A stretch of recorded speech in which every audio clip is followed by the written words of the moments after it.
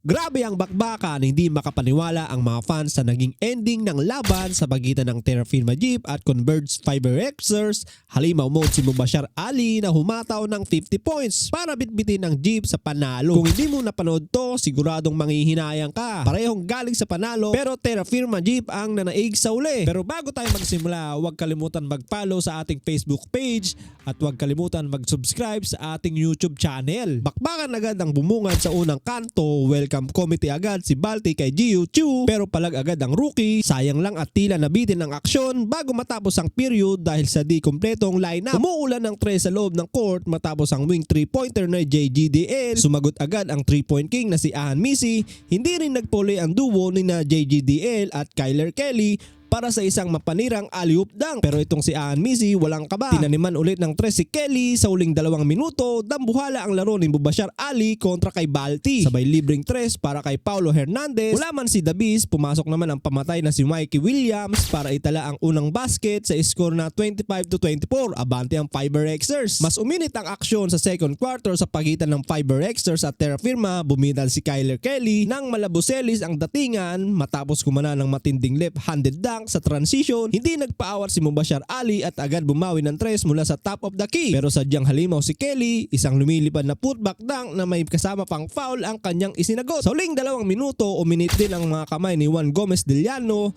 sa pagbuslo ng mga 3 habang si Jerick Ahan Misi naman ay mabilis na sumagot na transition layup. At sa uli, tinuldukan ni JGDL ang quarter sa isa pang 3 para ibigay ang Fiber Xers ang 40-48 na kalamangan. Pagpasok ng ikatlong yugto sa wakas na ibuslo ni Jiu Chu ang kanyang unang field goal sa tapat ni Kyler Kelly. Gayunpaman, mabilis itong sinagot ni Junel Policarpio sa isang wing 3-pointer. Dito na nagsimula ang mainit na ratsyada ng Mubashir Ali na nagpakawala ng back-to-back triple sa tala ng 23 points at 17 rebounds. Tuluyang kinuha ni Ali ang kontrol sa laro para sa Terra Firma sa kabila ng panandaliang paglabas dahil sa iniindang sakit. Hindi naman nagpaawat si Kyler Kelly ng Converge nang pilitin nitong pagpunasin ng sahig si Chu para sa isang matinding end one. Ngunit bumawi si Big Boy Umali nang sunod-sunod nitong hiyain ang depensa ni Kelly at Larry Muyang para sa mga layup. Sa kabila ng tahimik na laro ni Mikey Williams, nananatiling nasa unahan ng Fiber Xers 75-70. Sa pagpasok ng huling quarter, pinatunayan ni Joseph Eriobo ang kanyang dedigasyon sa isang buwis-buhay na play